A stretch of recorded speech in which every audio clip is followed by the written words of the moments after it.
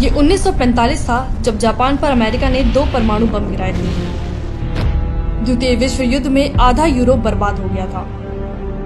Korea युद्ध से निकला दक्षिणी कोरिया गरीबी से घिरा हुआ था। सिंगापुर गंदगी और बीमारियों के लिए जाना जाता था। चीन में अकाल जैसी स्थिति थी, तो इजराइल तो बना ही 1948 में था। लेकिन आज ये सारे देश संपन्न और विकसित हैं। जापान जर्मनी उठ खड़े हुए, कोरिया ने डिजिटल क्रांति कर दी, सिंगापुर में दुनिया आज हॉलिडे मनाने जाती है, चीन आज विश्व की फैक्ट्री बन चुका है, इजराइल की ताकत का लोहा आज दुनिया मानती है।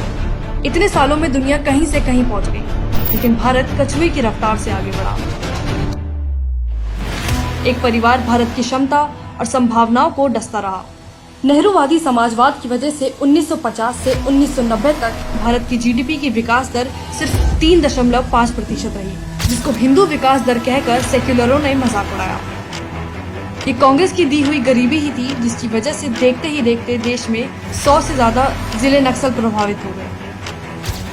नॉर्थ ईस्ट में अलगाववाद की आग लगने लगी और धारा 370 ने जम्मू और कश्मीर के विकास को रोक कर रख दिया। लेकिन जैसे हर रात के बाद सूर्योदय होता है, ऐसे ही भारत का सूर्योदय 2014 में हुआ। मैं नरेंद्र दामोदर दास मोदी सरकार ने धारा 370 खत्म करके जम्मू और कश्मीर को 2 परिवार की गुलामी से आजाद कराया, जिसके बाद राजौरी में आजादी के बाद पहली बार 20,000 घरों तक पहुंची बिजली आ गई तो जैसे एक रोशनी आ गई हमारे घर में। हमें बिजली की बहुत बड़ी जरूरत है। इससे पहले हम बहुत दिक्कत थे और बहुत तंगदस्त थे हर चीज से।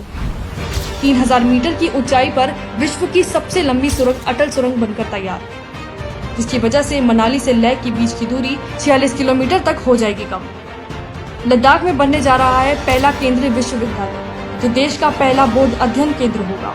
माननीय प्रधानमंत्री जी ने जब घोषित किया कि लद्दाख को सेंट्रल यूनिवर्सिटी दिया जाएगा, तो ये बहुत खुशी की बात है।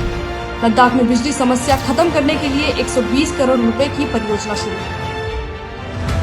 विभाजन के वक्त पाकिस्तान से आए 20,000 हिंदुओं को मिली 70 साल बाद नागरिकता। 70 साल से सफाई का काम करने को मजबूर 10,000 सफाई कर्मचारियों को भी मिली देश की नागरिकता। पिछले 1 वर्ष में 10,000 लोगों को मिली जम्मू और कश्मीर में सरकारी नौकरी। आज तो हमें खुशी की बात है कि हमारे को नागरिकता मिल रही है। यहाँ आया सुकून से नींद आ रही है। धन्यवाद हो रही है इधर की सरकार की और मोदी साहब की। कश्मीरी पंडितों के लिए भी सरकारी नौकरियों में की गई आरक्षण की व्यवस्था। नक्सल क्षेत्र, मोदी सरकार में कम हुआ लाल आतंक का दायरा।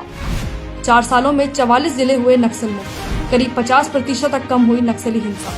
नक्सली प्रभावित क्षेत्रों से आने वाले 1200 युवा भारतीय एयरफोर्स में हुए चयनित। नक्सल प्रभावित क्षेत्रों में मोदी सरकार ने बनाई 5000 किलोमीटर सड़क। नक्सलियों के गढ़ माने जाने वाले बस्तर और अंतागढ़ तक पहली बार पहुंची ट्रेन। छत्तीसगढ़ के धुर नक्सली गांव पामेड़ तक आजादी के 70 साल बाद पहुंची बिजली। और अगर बात करें नॉर्थ ईस्ट की, तो 70 साल तक अनदेखी सहने के बाद आज भारत का नॉर्थ ईस्ट देश की प्रगति से कंधा मिलाकर चल रहा है। नॉर्थ ईस्ट में मोदी सरकार बना रही है 6 नए एयरपोर्ट। मणिपुर में कुतुब मीनार से दुगना ऊंचा पुल बना रही है भारतीय रेलवे। दुनिया में होगा सबसे ऊंचा रेलवे पुल।